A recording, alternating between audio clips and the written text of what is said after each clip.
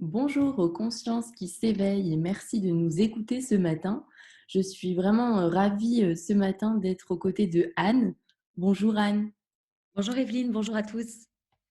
Alors Anne, tu es auteure, coach, tu es aussi conférencière, donc tu as fait une conférence aussi sur TED. Tu as plusieurs casquettes, vraiment, tu fais plein de choses. Tu es aussi dans le journalisme depuis plus de 20 ans. Tu as fait du journalisme et tout a commencé aussi par une étude du syndrome post-traumatique chez les soldats.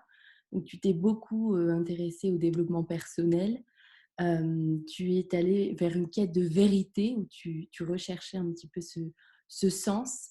Alors, tu as cheminé vers ça depuis pas mal d'années. Comment est-ce que tu pourrais nous expliquer un peu quel a été ton guide? Qu'est-ce qui t'a mené justement vers cette recherche de quête et de sens? Oui, je pense que le dénominateur commun de tout ce parcours-là, c'est vraiment l'expression de soi. Et de ce que je comprends, ça n'est que mon chemin, mais de ce que je comprends, c'est que cette expression-là, elle peut être multiple. En fait, je suis partie vraiment du silence absolu. Moi, je viens vraiment du monde du mutisme, du musellement presque. Pendant longtemps, j'ai cru que c'était d'autres qui me muselaient, que c'était mes parents qui voulaient pas que je parle, qui voulaient pas que je m'exprime dans ce que j'étais, dans mon artiste intérieur peut-être. Et en fait, au fur et à mesure de ce chemin de développement personnel, de thérapie, je comprends que c'est moi-même qui me suis muselée, c'est moi-même qui ai été mon bourreau et la prisonnière à l'intérieur de cet espace-là, que c'est moi-même qui me mettais cette main sur la bouche pour m'empêcher de dire au monde qui je suis. Mmh. Et donc, vraiment, il y a ces endroits de voix et de plumes qui peuvent être en effet dans l'expression journalistique, puisque ça a été mon parcours pendant une vingtaine d'années, d'aller tendre des micros vers celles et ceux qui pouvaient parler pour moi, qui pouvaient dire à ces endroits-là ce que je n'arrivais pas moi-même à dire. Donc, je suis allée voir en effet des soldats blessés de retour de guerre.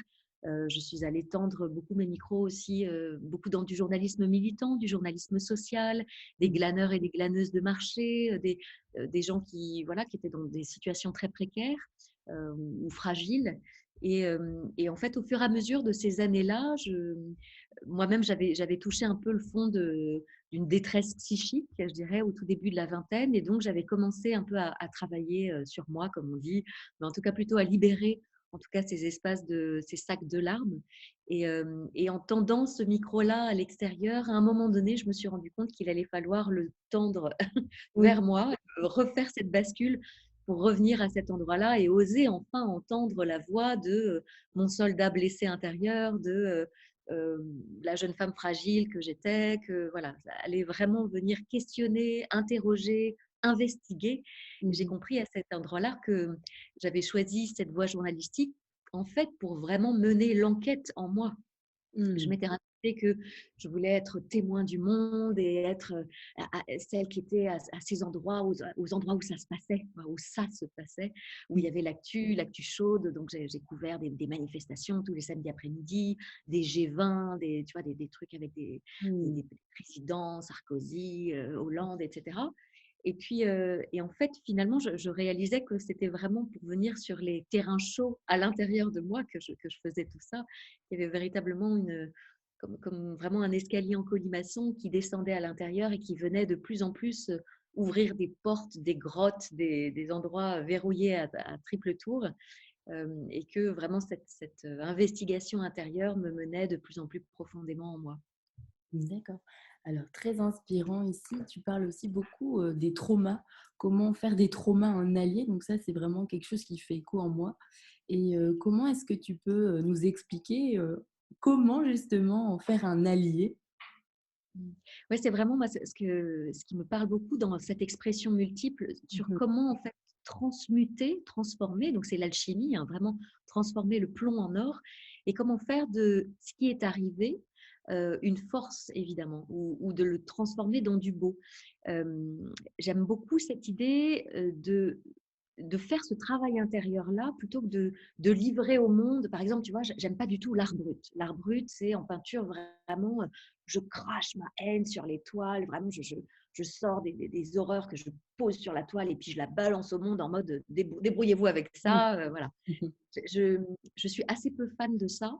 je trouve ça heu, assez peu pudique en fait, tu vois? Et en ce moment, je suis en train de trier mon atelier de peinture et je retrouve des toiles mais atroces, vraiment des choses, mon Dieu, que j'ai sorties, que j'ai extirpées de moi, que j'ai extrait de moi presque.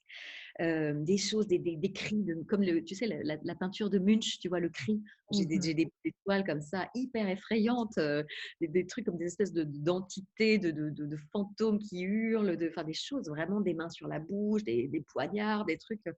vraiment du transgénérationnel que j'ai peint en fait, qui est sorti comme ça sur la toile. Mais Mmh. évidemment que jamais je ne montrerai ces toiles-là, ça m'intéresse pas du tout de Mmh. montrer ces toiles-là. En revanche, de transformer ces peines intérieures, ces chagrins que j'ai portés et choisi de porter peut-être pour d'autres et dont je choisis aujourd'hui de me libérer, de les transformer en histoire pour enfants, en création, en libérant mon jeu pour le mettre au service du nous et au service du collectif, là, ça m'intéresse. Je me souviens qu'à une époque, il y avait une éditrice qui me demandait en permanence vraiment qu'il fallait absolument que j'écrive pourquoi j'avais eu autant de chagrin, pourquoi, voilà. Et moi, je me disais, mais en fait, on a assez de ces auteurs qui déballent, Mmh. tu vois, qui déballent le grave, le sordide, le glauque.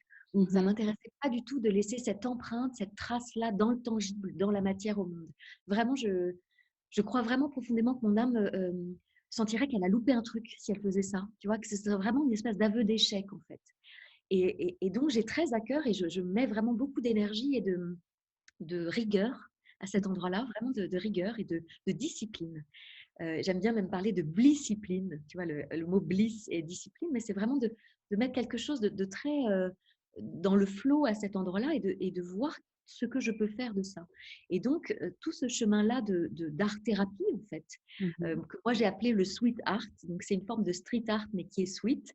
Donc, Mmh. c'est quelque chose que, voilà, que j'ai bien aimé nommer à ma manière, à ma sauce un peu et de transformer en fait toutes ces faiblesses en magnifiques forces et de Mmh. venir les travailler. Et typiquement, moi, ce temps où je suis sur ce quai de métro à l'âge de 23 ans, où j'ai envie d'en finir Mmh. et où je n'arrive. Et en fait, tu sais, les gens qui cherchent à mettre fin à leur jour, ce sont des gens qui se sont totalement coupés d'eux, en fait, totalement coupés de la réalité et coupés aussi de leur incarnation.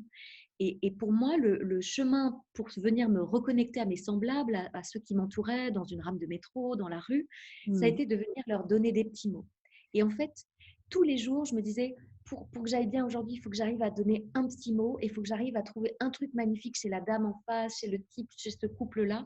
Et vraiment, je me mettais, tu vois, des challenges quotidiens en me D'accord. disant, allez, je vais donner un petit mot et parce que je vais voir ça magnifique chez cette personne-là, évidemment, si j'arrive à le voir chez l'autre, ça veut dire que j'arrive à le voir en moi.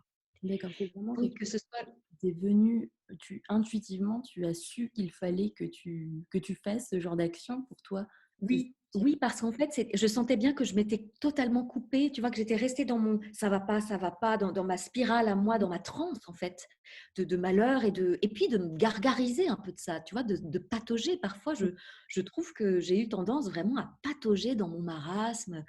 Et parfois, voilà, d'autres, on peut avoir tendance à vraiment laissez-moi tranquille et je me remets sous ma couette et un peu Calimero.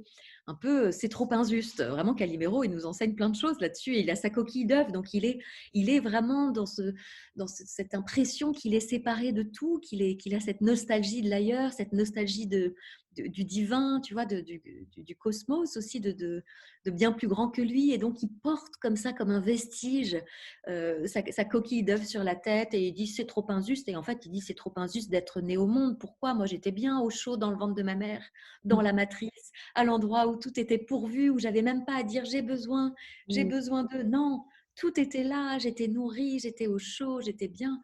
Et donc, évidemment, ben, quand il arrive au monde, il dit ah mince, en fait, c'est vrai, j'avais signé pour ça. Ah non, mais ah ouais, on m'envoie cette expérience-là. Ah ouais.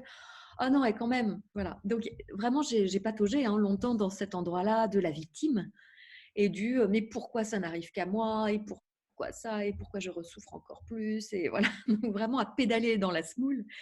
Euh, Et c'est vrai qu'à cet endroit-là, vraiment, ce qui m'a beaucoup aidée, c'est d'essayer de transformer ça en beau et de vraiment de tenter de venir me raccrocher à la matière et Mmh. donc vraiment à de l'humain. Et comme au même titre que quand je critique quelqu'un, ça veut dire que cette personne-là m'envoie quelque chose que j'ai en moi et donc vient me activer quelque chose chez moi, et bien évidemment, pour les compliments, ça marche de la même manière. Donc, juste d'aller dire à un couple, merci au début, je leur disais des choses à voix haute, puis très vite, comme tout le monde avait ses écouteurs dans les, voilà, et tout le monde, c'est un monde de muets en fait, c'est un Mmh. cinéma muet, le monde des transports en commun. Mmh Bah, mh. très vite, en fait, je suis passée aux petits mots. Donc, je me mettais à donner des petits mots comme ça aux gens. Et puis, j'en ai sorti des carnets qui s'appelaient les textopolitains à l'époque, qui étaient des SMS manuscrits et qui étaient un peu tout ce que vous avez toujours rêvé de dire à votre voisin de strapontin sans jamais oser le formuler à voix haute. Et ben voilà, l'idée, c'était de le distribuer. Et c'est vrai que je me requinquais vraiment. Il y avait quelque chose de l'ordre de la reconstruction, vraiment c'était ma thérapie dans la cité avec un grand C, en fait, vraiment dans la ville, dans Mmh. l'urbain, d'aller vraiment dire à l'autre, on ne se connaît pas, on ne se reverra jamais. Je ne cherchais pas des amis, j'en avais déjà beaucoup que j'arrivais pas à avoir autant que je le voudrais. Mais juste d'aller dire à cette dame, à cette grand-mère, «Oh, je vous trouve ravissante, vous êtes d'une élégance rare», d'aller voir cette dame en lui disant: «J'adore vos bottes, où les avez-vous trouvées?» Enfin, voilà, donc d'aller aussi repérer l'originalité chez les autres. Dans des rames de métro, dans des bus, on est tous un peu habillés, malheureusement de la même couleur, tout le monde est en noir, en gris, voilà, donc d'aller repérer les lunettes un peu rigolotes, le petit couple qui donne envie d'être amoureux, voilà, d'aller un peu souligner le beau. Et déjà ça, c'est ça qui me ramenait vers la lumière, en fait, à cet endroit-là. D'accord, mais ce qui m'évoque maintenant, la création du compte Instagram que tu as créé justement pendant le premier confinement. Merci à un inconnu. Alors est-ce que tout ça, ce serait pas justement la continuité déjà de ce que tu mettais en place auparavant, pour toi, te sentir bien et puis pour réveiller justement la beauté chez les autres? Oui, si, tout à fait. C'est vraiment, c'est un projet global, en fait. C'est une œuvre globale. J'aime à penser ça, en tout cas. C'est marrant parce que j'avais tout à l'heure au téléphone, une journaliste du journal La Montagne et qui voulait faire un papier sur, «Merci un inconnu», et en fait, elle avait découvert un autre projet artistique que j'avais eu au moment des attentats du Bataclan et de Charlie Hebdo, qui s'appelle le Flying Project, où j'ai fait s'envoler des confettis entièrement biodégradables au-dessus des bouches d'aération du métro. Et j'ai fait des happenings, que j'appelais des happenings, Mmh. pendant 2 ans, comme ça, dans Paris, pour réenchanter le quotidien des Parisiens. Et donc, c'était des espèces de cérémonies chamaniques urbaines, presque, de libération, ouais, à quel point on pouvait, en fait, de guérison collective, en fait, dans la ville. C'était très beau parce que les bus s'arrêtaient en warning, les chauffeurs de bus descendaient, les flics venaient, enfin, c'était très très beau. Et en fait, cette femme-là, cette journaliste me dit, en fait, pour illustrer «Merci un inconnu», je crois que je vais prendre une photo de vous en train de distiller des confettis, parce qu'il y a une photo où il y a un petit garçon qui vient et qui est vraiment, c'est la joie de l'enfant de 5 ans au milieu des confettis et qui est complètement submergé. Et elle me dit, en fait, je trouve que ce que vous faites avec «Merci un inconnu», c'est difficile de traduire «Merci un inconnu» parce que c'est un conte digital qui raconte plein d'histoires très diverses. Oui. Hem Et en fait, elle me dit: «Bah, c'est cette photo-là, de tous ces confettis qui s'envolent et de cet enfant libre qui vient jouer au milieu des confettis, qui illustre le mieux pour moi «Merci un inconnu». Donc Mmh. c'est drôle parce que vraiment elle venait prendre une photo d'un projet, antérieur pour venir illustrer le projet d'après. Donc je me suis dit que, bah, tout était cohérent et qu'en fait, finalement, peut-être que je disais plus ou moins la même chose sur Mmh. des terrains de jeu différents.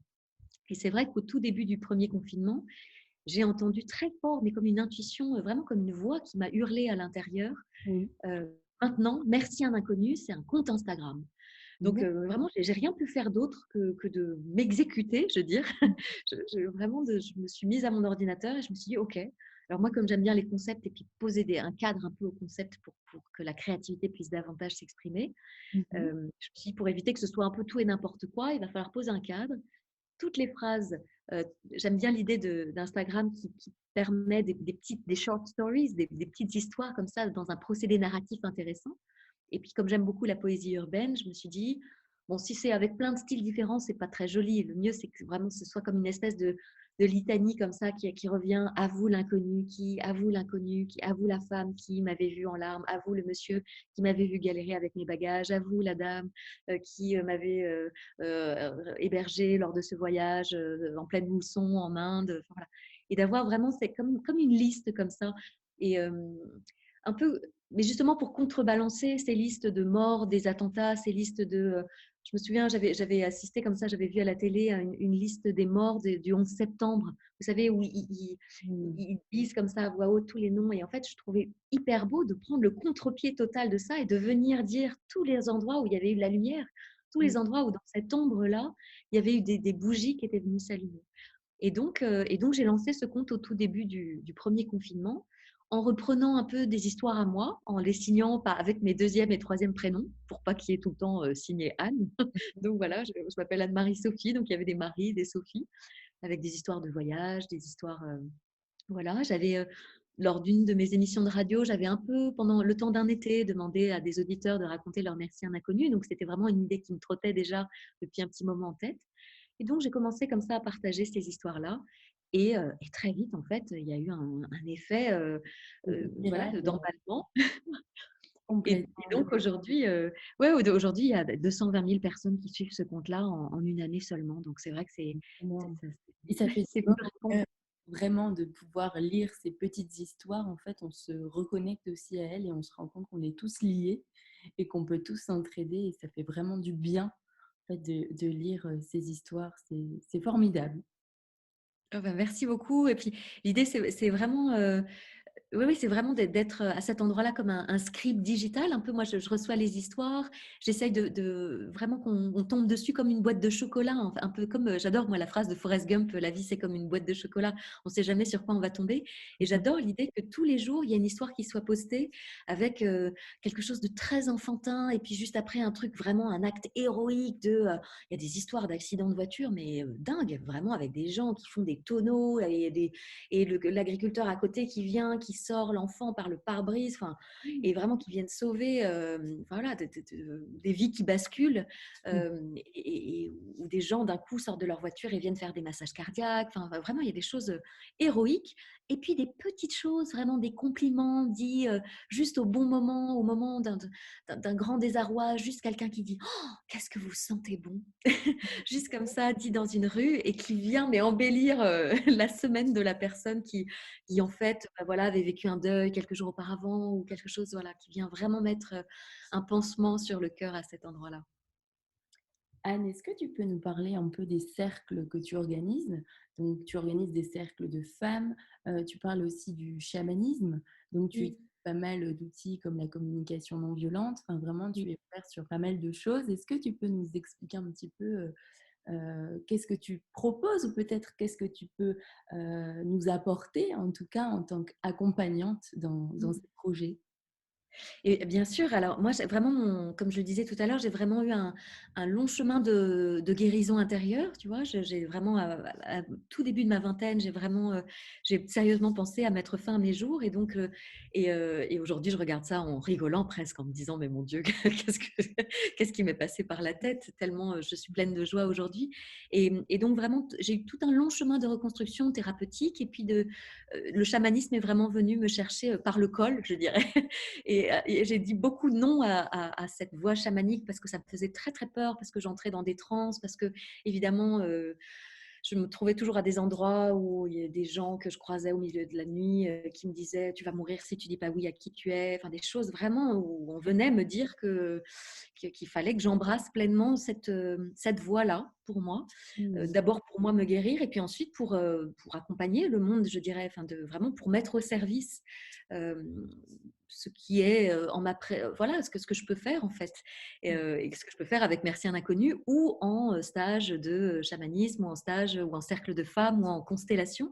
Alors moi j'aime beaucoup les constellations familiales où j'accompagne beaucoup à ces endroits-là. Les constellations sont des espaces systémiques dans lesquels on peut venir libérer justement euh, parfois des chapes de plomb transgénérationnelles, des histoires qui nous appartiennent ou pas, Mmh. venir libérer des traumas aussi à cet endroit-là. Et donc, elles se pratiquent, les constellations, en individuel ou en groupe. J'aime évidemment beaucoup, parce que ça a été mon chemin, de passer du silence à la voix et à l'expression multiple. Je suis Mmh. très habitée et très pleine de gratitude pour la médecine de la parole. Donc j'anime beaucoup de cercles de parole, de cercles de femmes, et puis enfin voilà, vraiment de cercles de femmes en digital, et puis aussi en présentiel, puisque maintenant on a tous ces nouveaux mots qui viennent dans notre vocabulaire. J'aime beaucoup les stages et les retraites. Là, j'anime une retraite Terre de Femmes bientôt, voilà, pour femmes sauvages. Mmh. J'anime une retraite artiste de sa vie, parce que vraiment, c'est ce à quoi je crois profondément, c'est mon chemin. Et donc, j'adore l'idée de pouvoir accompagner celles et ceux qui justement, moi j'étais pas du tout la petite fille artiste en fait. Aujourd'hui, je peins, je sculpte, j'aquarellise, j'encre. Enfin, voilà, je suis beaucoup D'accord. dans plein d'expressions. Mais à 32 ans, j'avais jamais touché un pinceau de ma vie. Donc, c'est vraiment venu sur le tard. Et parce que je crois incarner ça, justement, en n'étant pas du tout la petite fille artiste qui dessinait, qui a fait les beaux-arts ou quoi ou qu'est-ce, j'ai vraiment envie de dire justement et de montrer que Mmh. c'est possible de trouver, quand les mots ne viennent pas, une forme de terrain d'expression. Et j'aurais jamais pensé, moi, par exemple, qu'un jour, je ferais des performances artistiques. D'abord, je trouvais que le mot performance artistique, c'était super égotique.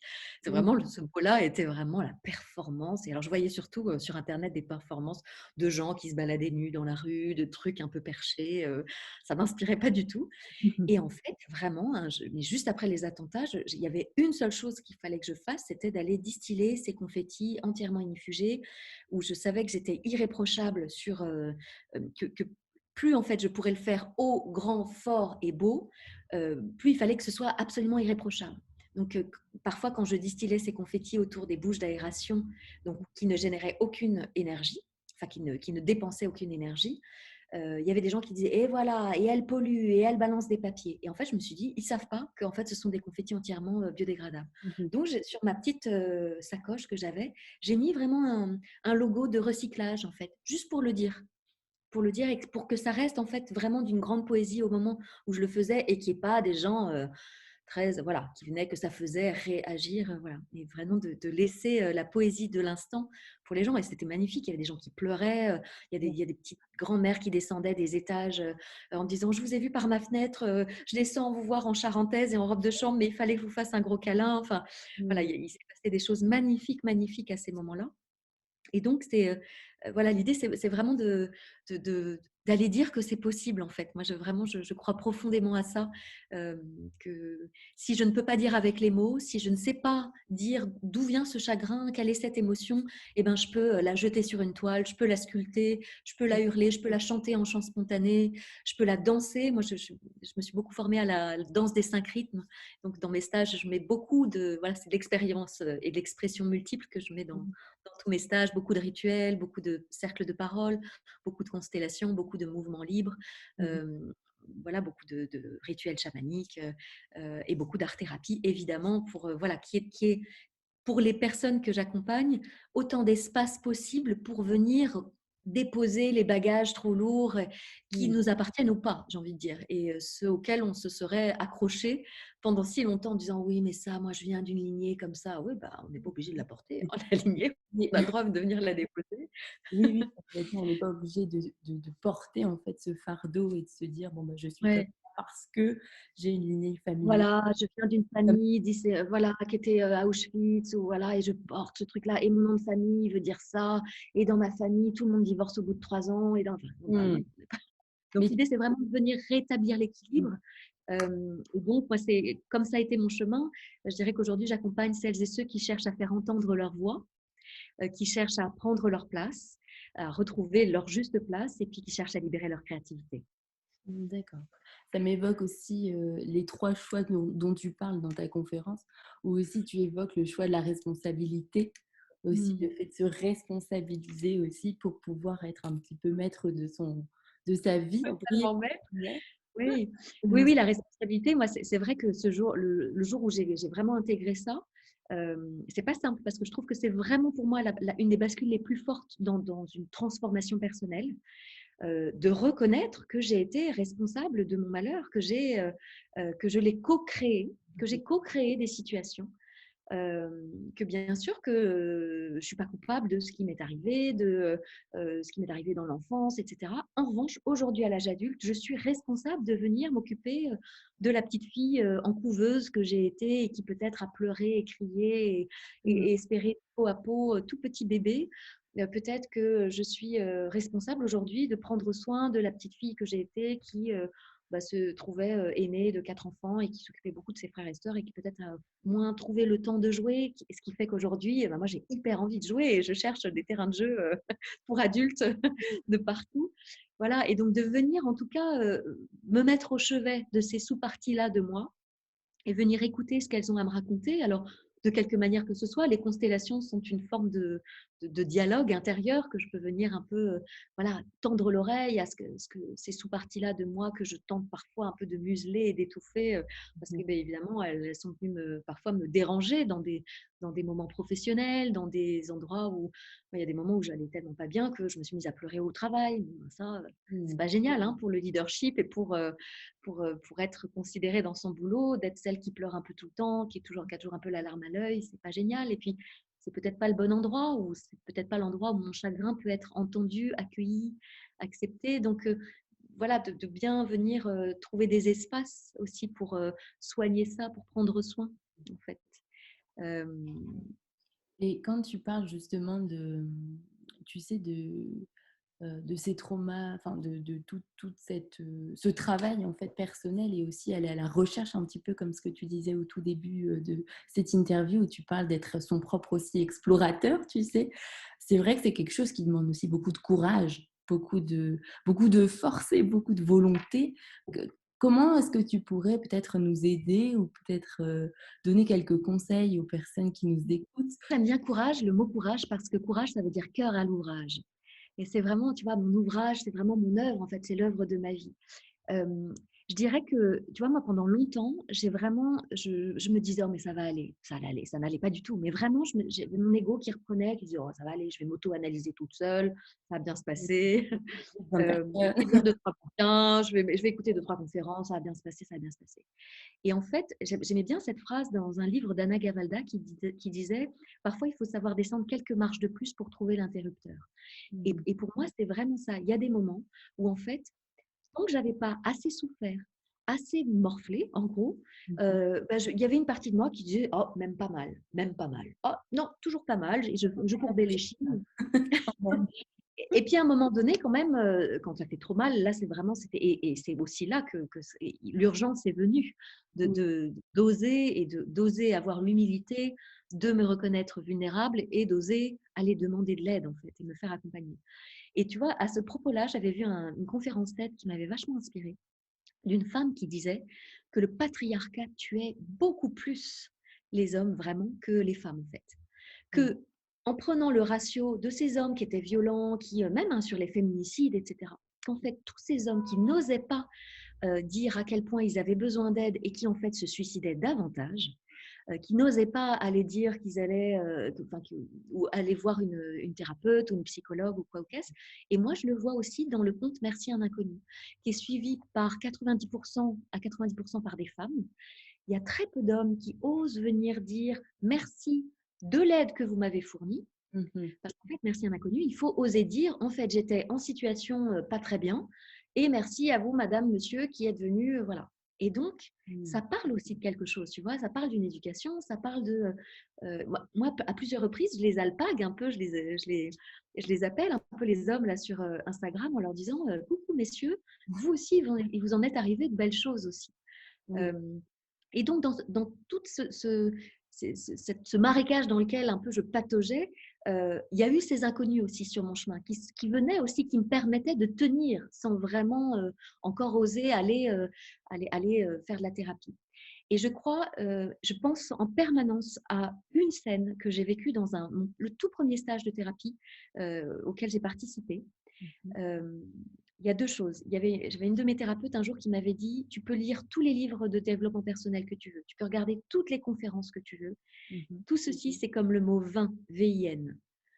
C'est comme si tu buvais tout. Enfin, ce sera jamais autant que de présentiel, en fait. Jamais autant qu'une séance à deux avec un thérapeute ou un stage. voilà, tu peux lire le mot vin, VIN, 2 millions de fois, tu seras jamais ivre, Mmh. tant que tu n'en auras pas fait l'expérience. Et donc, c'est super les livres, tu vois, moi j'en ai écrit un, voilà, le Merci un inconnu, c'est super, ça vient semer des graines, mais à un moment donné, il y a quand même quelque chose de l'ordre de l'engagement, de la mise en mouvement et du vraiment, en fait, j'ai envie vraiment de choisir ma vie. Et dans ce tout premier stage de développement personnel, j'avais fait un acte manqué magnifique, mon réveil n'avait pas, enfin, je n'avais pas entendu mon réveil avait bien sonné, mais je n'avais pas entendu mon réveil. Il y a une partie de moi qui avait hyper peur parce que, voilà, vraiment, je pleurais beaucoup. Je suis arrivée 1 heure en retard au stage. Je suis arrivée, il y avait toutes ces femmes qui étaient assises en cercle et j'ai pleuré pendant 48 heures. J'étais un sac de larmes dans un coin. Mmh. Et en fait, à la toute fin du stage, le dimanche soir, il y a une femme d'une soixantaine d'années qui est venue me voir et qui m'a dit: «Mais quel âge as-tu?» Et donc, j'avais 23 ans à l'époque. Et elle me dit: «Oh, c'est super que tu commences à travailler sur toi parce que toi, tu vas choisir ta vie. Moi, je ne fais que regarder dans le rétroviseur tous les endroits où j'ai pas pris les bonnes tangentes, etc. Et je suis en train aujourd'hui, à l'âge que j'ai, de regarder dans le rétroviseur les endroits où je suis obligée de regarder, d'accepter qu'à ce moment-là, j'avais le niveau de conscience que j'avais pour voilà, accueillir ce qui se passait dans ma vie. Et il ne se passe pas une seule journée sans que je pense à cette femme-là. Je raconte cette histoire à chacun des débuts de mon stage, de mes stages, quels que soient les âges. Voilà, dans mes stages, il y a des gens de 75 ans parfois et d'autres de 22. Enfin, peu importe. Et c'est surtout ça qui fait la richesse d'ailleurs de ces rencontres-là, de ces espaces où vraiment il peut se jouer des miroirs entre voilà, cette femme-là, elle me faisait penser évidemment à ma mère. Mmh. Voilà, qui me disait: «J'ai pas travaillé sur moi avant, mais toi, tu vas choisir ta vie en osant y aller». Et quelques années plus tard, je devais avoir une trentaine d'années et je me suis retrouvée dans un stage où il y avait une jeune femme de 19 ans et qui, pareil, qui avait pleuré pendant tout le stage. Et je suis venue la voir à la fin en lui disant: «Écoute, c'est magnifique parce que tu as 19 ans, tu te rends compte des trucs magnifiques que tu vas accomplir dans ta vie parce que tu vas dépasser ça, parce que tu as envie, parce qu'il y a une partie de toi qui peut plus souffrir comme elle souffre et il y a quelque chose en toi qui peut plus laisser faire les choses». Donc oui, je dirais que le plus tôt, le mieux et en même temps, tout est juste, tout est parfait. C'est sûr que je mesure la multiplicité des expériences de vie que ce chemin-là continue de me faire Mmh. goûter, voilà, et des fruits qui me fait savourer aujourd'hui. Mmh. Et durant, ces cercles, justement, où tu es en face des personnes, il y a vraiment une émulsion de groupe, une énergie, comment tu te sens? Qu'est-ce que tu ressens quand tu vas Alors moi, je animer ces suis très groupes? en résonance avec ce qui se passe et avec l'inconscient collectif, tu vois, qui tourne. Parfois, mais c'est presque comme des cercles chamaniques aussi. Donc, tu Mmh. vois, parfois même quand la personne prend le bâton de parole ou arrive à elle, moi, parfois, je peux avoir une vibration qui vient et peut-être un chant de tambour qui vient ou un chant de hochet, enfin, moi, j'ai un hochet avec des grelots aussi beaucoup, donc qui vient vraiment accompagner une espèce de transe et qui vient accompagner parfois une émotion qui se libère chez cette femme-là ou cette personne-là, Mmh. voilà, qui vient vraiment accompagner le propos. Donc, ça peut être dans du silence, ça peut être dans de la médecine de la parole, ça peut être euh, dans du chamanisme, dans de l'invisible, en fait, cet endroit où les uns, les autres, on est des ponts entre le visible et l'invisible et où il se libère ce qui a besoin d'être libéré. C'est ça que je trouve magnifique aussi dans ces espaces où celles et ceux qui sont là en physique viennent avec toute leur lignée dans l'invisible. Et donc, on est bien plus nombreux souvent que celles et ceux qui sont assyrientiels. Hein. C'est pour ça que c'est toujours très difficile d'expliquer un peu ce qui se passe. Mais je me souviens, il y avait un stage comme ça que j'animais à Besançon.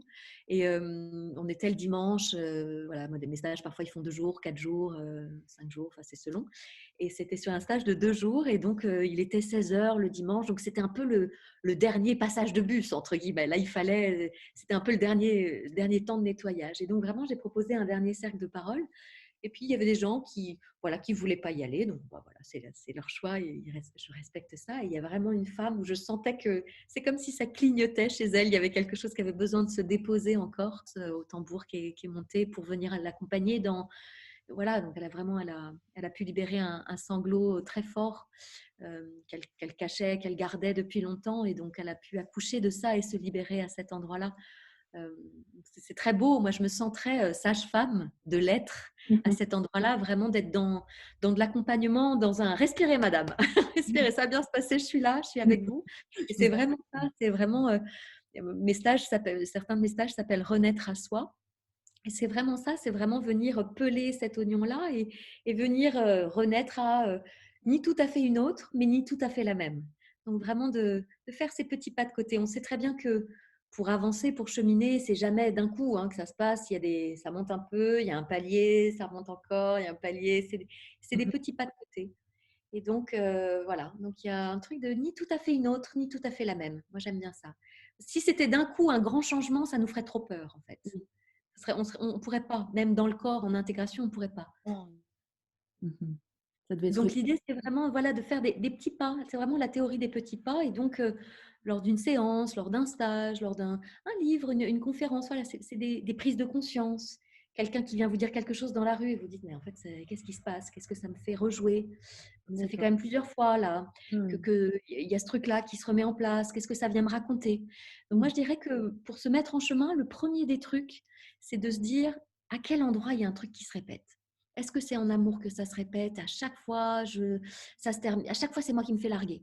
Ou à chaque fois, et puis vraiment, je termine par terre. Ou à chaque fois, je me retrouve à être la maman ou à jouer le rôle de la maman. Ou est-ce que à chaque fois dans le boulot, c'est moi qui me retrouve à euh, travailler et c'est jamais moi qui récupère les lauriers, qui reçoit les lauriers. Voilà. Je me fais un peu, je me laisse subtiliser un peu les honneurs de mon travail.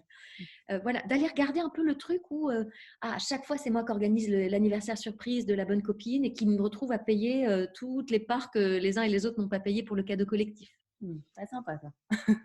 Voilà, Ouais. mais en tout cas d'aller regarder le truc qui se répète en fait. Parce que si ça arrive une fois, ça peut être tiens, qu'est-ce que ça vient me dire? Si ça arrive deux, trois fois, quatre fois, là où ça fait tiens, qu'est-ce que ça vient me faire rejouer? Et donc là, je dirais que quand je commence un peu à mettre le doigt sur une situation qui se répète, je commence vraiment à regarder en face certaines choses. Et donc peut-être que je suis prête à aller traverser, comprendre ce qui se joue là, et peut-être à aller chercher quelqu'un qui pourrait m'aider à retraverser cet endroit un peu inconfortable, mais de manière accompagnée cette fois-ci. D'accord. C'est incroyable, ça m'évoque vraiment aussi une chamane qui disait justement, elle parlait de là où tu rencontres tes plus grosses difficultés, c'est là où justement est ta mission de vie. Et c'est ce vers quoi tu dois tendre et puis essayer de cheminer pour comprendre un peu ton expérience et tout ce qui se passe. Et je trouve ça formidable parce que c'est vrai que c'est là où on réalise le potentiel qui se cache Mm. derrière toutes les difficultés auxquelles on est confronté. Je me souviens que c'est vraiment les endroits où j'ai eu le plus peur, où vraiment c'était l'endroit où il fallait absolument aller en fait. C'était Oui. là qu'était la guérison pour Mmh. moi, vraiment le va vers ta peur en fait. C'est vraiment là qu'est le trésor et le joyau derrière. Et Mmh. donc il y a plein de stages moi où je suis allée et où j'ai eu très peur, mais je savais que c'était là. Là, j'ai très envie d'aller faire une quête de vision en forêt, donc d'aller passer plusieurs jours toute seule en forêt, des nuits toute seule en forêt. Mmh. Et donc, bah, ça vient me chercher à des endroits. Et en même temps, je sens, j'ai une excitation qui monte à cette idée-là. Je sais très bien que ça va être très fort et que ça va être plein d'enseignements pour moi et plein de cadeaux Mmh. magnifiques. Donc, voilà, je sens cette espèce de fascination-répulsion. Ça veut dire que c'est bon signe. Bon signe. Bon, alors on va s'écouter et avancions. Merci beaucoup Anne pour, ton partage. C'était vraiment un Merci à plaisir. toi, merci à vous. Merci à toutes les personnes qui nous auront écoutées ce matin. Alors Anne, est-ce que tu peux, nous citer ton site internet pour qu'on puisse te retrouver et ainsi que tes pages Instagram que je mettrai aussi en bio bien entendu? Merci. Alors moi, je m'appelle Anne Cazobon, Cazaubon, et vous pouvez retrouver mon site internet annecazobon.com. Et puis, il y a le site merci-à-un-inconnu.com où vous pouvez découvrir quel est le projet de ce compte Instagram. Donc voilà, il y a tous les liens, Instagram, Facebook, voilà, merci-à-un-inconnu.com. Merci beaucoup et puis, bah, je souhaite à toutes les personnes de passer une excellente journée et à toi également Anne. À bientôt. Merci, à bientôt.